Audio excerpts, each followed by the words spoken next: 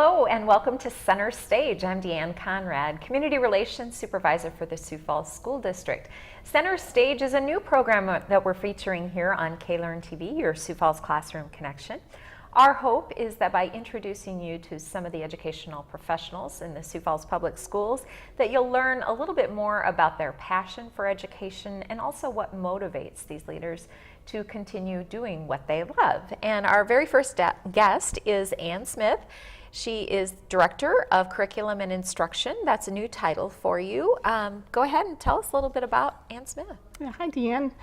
Yes, Director of Curriculum and Instruction. I started July 1st in that position. I am also the coordinator for all of the school district's libraries. That's a position, that's a responsibility that I've had in all the years I've been with the district, which I think this is my 16th year. Okay. So yeah, libraries were my first passion, but as I've worked through, I've now come into this role of curriculum and instruction. Well, tell us a little bit about what the Director of Curriculum and Instruction does on a daily basis. Well, I tell people who ask me that, it's lots of meetings. It's one of those positions where instead of being directly responsible for daily activities, I'm coordinating at a much larger level, Sure. The bigger umbrella across the district. Dr. Maher and I have talked about this is like the Director of Student Experience. So what I'm focusing on is making sure that every day all of our students are engaged in learning materials that are relevant, that they're excited about what they're learning, and that when they graduate they're well prepared to go on to college or career or whatever they choose to do. Right, and so the focus on curriculum and instruction, when we're talking about curriculum, we're talking about covering all of the academic areas, all of the content areas that are out there for students to take. So I don't even know how many offerings there are or how many classes there are offered. And neither do I. I feel like it's somewhere close to 300 or somewhere along that line. But everything from your basic math to your most advanced math and AP courses to physical education to sciences and everything under the sun. So how does one coordinate that all? Well, fortunately, I have a very good team. Okay. We have an elementary curriculum coordinator, a middle school curriculum coordinator, and a high school curriculum coordinator, as well as a fine arts coordinator, and then a coordinator for physical education. So those people really work the closest to the teachers in working on the curriculum. Okay, so when we're working on a curriculum or looking at a curriculum to determine if it is relevant and what we should be teaching, what's the process? What does that look like when we sort of dissect and dig into a curriculum? There's basically a 7-year cycle, and we're in the first year of the social studies curriculum cycle. So what that means is we're forming the district steering committee for the social studies curriculum review. That's a group of parents and teachers and community members who will come together and we'll study what the national standards say should be taught in social studies curriculum. We'll look at what we're currently teaching. We'll adopt a philosophy statement and a mission statement. And then that will go out to our level committees at the elementary, middle school, and high school level. They'll take that mission, that philosophy and mission and vision, and they'll start digging into what does this look like at the elementary level. That will happen start to happen in January, February, and will happen all up until about January, when they'll actually make a selection of here are the materials that we think we need to purchase. Then that purchase will be made usually right around May and June. We're putting the orders in so that the materials are paid for and arrive right after July 1st. Sure. Then the next year, the teachers start using those new materials. Okay. And we come back around then and say, okay, now towards the end of this year, how are things going? What do we need to tweak? What do we need to change? We make those changes, and then we start moving forward with that. Then the next time we would come back around would be 7 years from now. We'd come back, form another district steering committee. But the first 3 years are the most intense years of studying, and then let the curriculum roll, and then come back around and review and see how we look. Sure. So those that curriculum cycle, as we call it, typically on a 7-year cycle, give or take. But there are some adjustments. Yes. We do have a schedule written out, but various things have happened in the state with content standards or just I think one of the things we've talked about in the past is computers and technology and such. 7 years is a long time. There's a lot of development that takes place over 7 years' time that you can't wait that long. That's really true. And part of the transition that we're in right now with relation to computers is many of our textbook companies are going to electronic texts. So typically when we purchase, we're purchasing a print text, a classroom set of print texts, and then an electronic text, which can be updated as the 7 years go along. It does get into some more challenging things if you start to think about that a little bit, because the textbook companies would really rather that be a kind of a subscription. What happens if in our 7-year curriculum cycle we do have to extend it to the 8th or 9th year?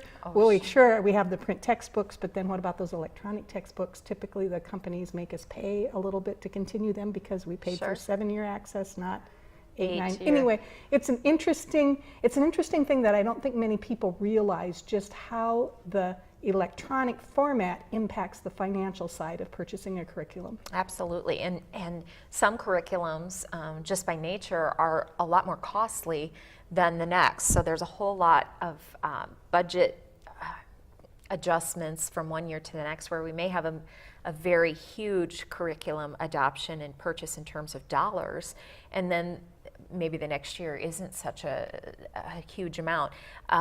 What are some of the curriculums that are more costly, and why are they more costly? Well, historically, actually one of the most expensive curriculum adoptions that we've had was an English language arts adoption, and the primary reason for that was we were moving to making sure that we had authentic texts at a variety of reading levels so that children were engaged with what they were reading. But in a classroom, not all of your 5th graders are reading at the same level. And so, we were really wanting to be able to reach all of the students at that level so that we could keep them spiraling forward, not be frustrated, but not be too easy either. So that was one of our more expensive adoptions. Another adoption that tends to be expensive can be a science curriculum, where you might have a lot of equipment and lab supplies and materials. And even the fine arts curriculum can be a little more expensive, depending on how much you're changing within that curriculum, and how much you're changing can be determined by how much money you have available to be able to change things. So it's always that dance between, here's what we see as the ideal, and here's what we can afford to do. Sure.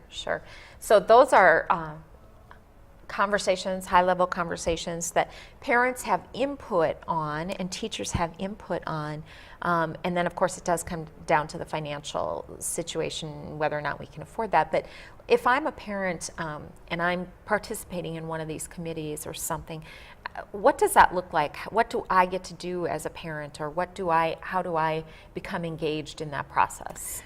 Well, certainly one of the things that parents can do is be a part of the committees. Like I said, there's a district steering committee, and that really is one where the parents are mostly going to be hearing about the philosophy and the foundational ideas behind a curriculum, not so much what specifically is taught as each grade level. Then parents can also be involved at the grade level. They would contact the coordinator, and then they can be a part of that committee, not necessarily meeting every time that all of the teachers meet to look at materials. Trust but they can me, also, want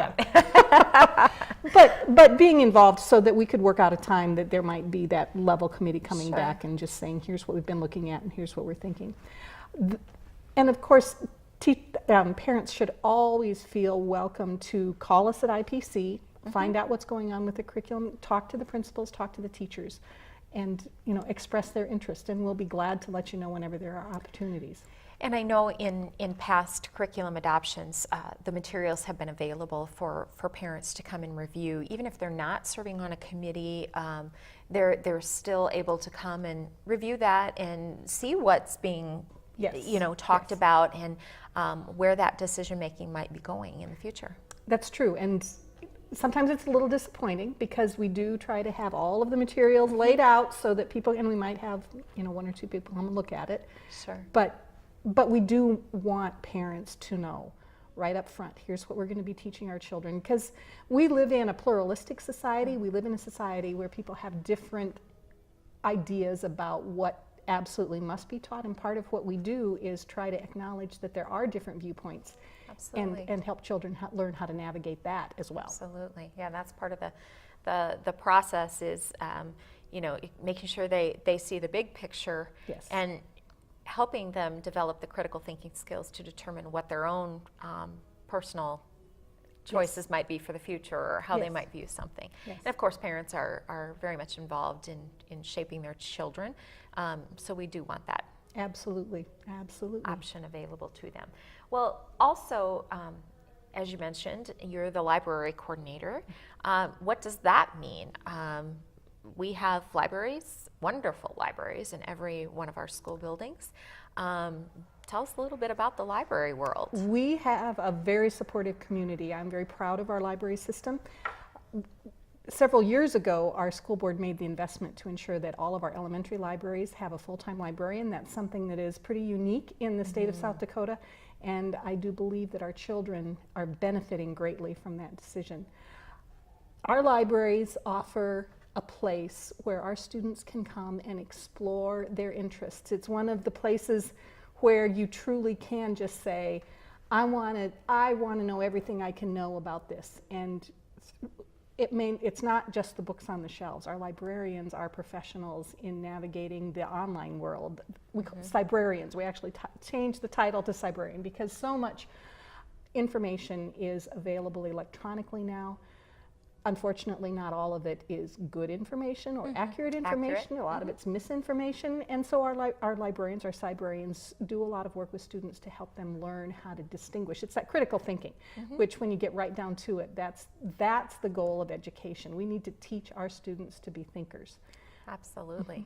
So their opportunities in the library, they each have classroom lessons taught by librarians, Yes. and then the library is open for just general enjoyment as well, beyond how a library could be used. Correct, right. And at the elementary level, all students come and have a class in the library every week with the librarian. At middle and high school, the classes are taught in conjunction with another teacher, team taught, as they're going in and doing research. But yes, other than that, the libraries are open and available. Our high school libraries are open before and after school, and they're very busy places. It's an exciting thing to go in there before school and see hundreds of students. Right, and it's not the super quiet libraries of the past. There are reading corners where book talks are going on, and a variety of, there's just a lot of activity. If you've not been in a school library in the last 10, 20 years, you'd probably be, I know it's certainly not like the library of the high school where I attended. It's a lot more engaging and colorful and just sort of grabs your attention. Yeah, people still tease me and will make comments about, oh man, it's like you have to be quiet. It's like walking into a library where the librarian doesn't want you to touch the books. And we all laugh because that is a stereotype that is so not true in the Sioux Falls School District, that it truly is humorous to hear people say that because we're so far away from that. One of the things that we're really excited about is in 2 weeks, we'll be having authors coming in. We've got Rosemary Wells, who's a famous award-winning author. She's been writing for 30 years, over 120 books, the Max and Ruby books, Noisy Nora. She's coming and will be speaking at the Whittier Middle School auditorium. We've got April Henry, who's a young adult author, writes crime mysteries. She'll be in all of our middle schools and high schools meeting with students, and all of our third graders will be going down to the pavilion to meet an author, and there is something magical when students meet authors. That was a great segue. I was going to bring that up, the fact that the school district has been very active in bringing authors here in the past with the support of the local library community. And the Humanities Council. So we couldn't obviously do that on our own. But what is it about, I was even enamored when I went to one of our schools and an author was there. She was so down to earth and human. And you sort of put the author at, she, must be someone that's like a recluse and sitting in a corner writing a book and kind of on her own. She was so dynamic and so just full of life, and it was fun for me to see. And of course, I enjoyed her book too that she was talking about. But just what impact do you think authors coming to our schools and to our community can really have on young readers? I think one of the impacts that it has in the first place is you do see this is just another human being, and then it becomes this idea of I could do that. Right. I enjoy writing. I could be an author. Sure. I could have a book published. This person is really not that different. They're not a superhuman. Right. And then I think as human beings we have this internal need to connect, and a good author does that on the page, but that's coming from the person of who they are. And so then when you meet them, they also have that ability to just connect with you as a human being, which at a very, very fundamental level just kind of affirms us, and we feel good. Right, Yeah. absolutely. And when you feel good, you gain confidence, and everything's better. And the students that this particular author was meeting with, it was a third grade level, and the kids were just, I mean, they had questions. How did you start with your idea? And to hear those students ask sort of the big thinking questions was really interesting to hear, that they're not, what's your favorite kind of pizza, or what's your favorite color? What's a good name for a hamster? Right. No, they were really, talking about how did you develop your idea? When, was there ever a time in this book where it just wasn't going where you thought it was going to go? And for an 8 or a third grade student, an 8 or a 9-year-old, I thought those are pretty great questions for kids to come up with. So having the opportunity really expands the minds of the students. It does expand the minds of the opportunity, and to kind of cycle back, I think the other thing that is a testimony to the instruction that's happening in our classrooms and the teacher's influence on those students, because the teacher has helped encourage them in how to ask what is a good question. How do you ask a good question to get at what you're really wondering about? Plus the teacher's just encouraging that attitude of wonder and not being afraid. Right. Not being afraid to just speak up and ask when there's something that you just really want to know. Need to know. Well, it was a great opportunity to hear those kids just formalize, and put into words what their curiosities were. And I thought they were better questions than I might have asked at that age, for sure. So I have come to you a number of times seeking books, suggestions from you for my own kids to read and helping them get engaged. And you've provided me with some wonderful examples of things that they could read and such. But if people don't have an Ann Smith to walk down the hall and ask, where are some great places that parents could go to find really good books that might engage their kids? I know there's a variety of lists out there. Yeah, there are a variety of lists. The American Library Association has awards, and so you can always look for like the Caldecott medalists, the Newbery medalists. South Dakota has a Reader's Choice Award, and those Reader's Choice Awards are often maybe even a little more relevant for the students perhaps than the Newbery and the Caldecott, because it's the kids, the readers themselves, that have read them and said this was the best one. And it doesn't have to be the winner. It's called the Prairie Pask Award, and then there's the Young Adult Reading Program. The South Dakota Library Association, if you search South Dakota Library Association on Google and look for the Young Adult Reading Program or the Prairie Pask, you'll see the lists for several years. Any one of those books would be awesome.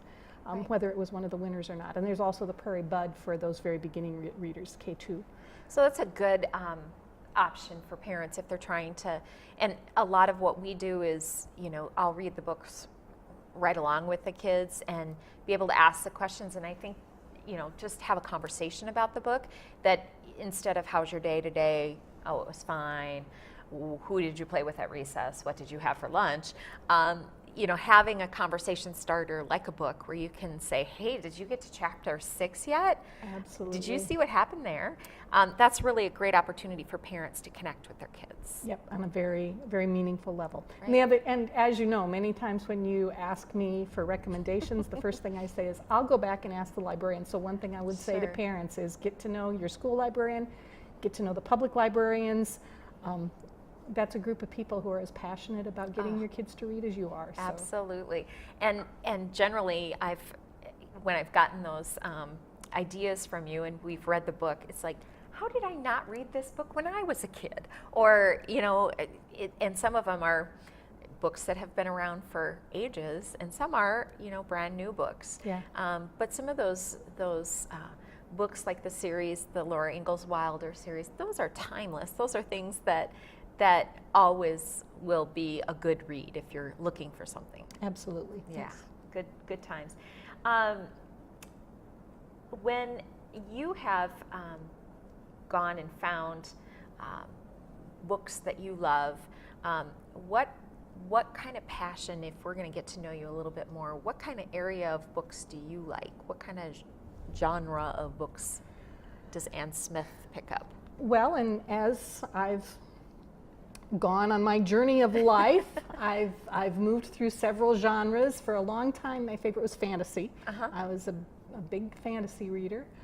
Actually, now I've started to move more into biographies and nonfiction books, which is something that I can remember my aunt and grandmother talking a little bit about, being surprised when they made that kind of same transition. So I think it's kind of interesting how at my current stage in life, I've become more fascinated in what drives other real people in history. So yeah, I've been turning to the biographies.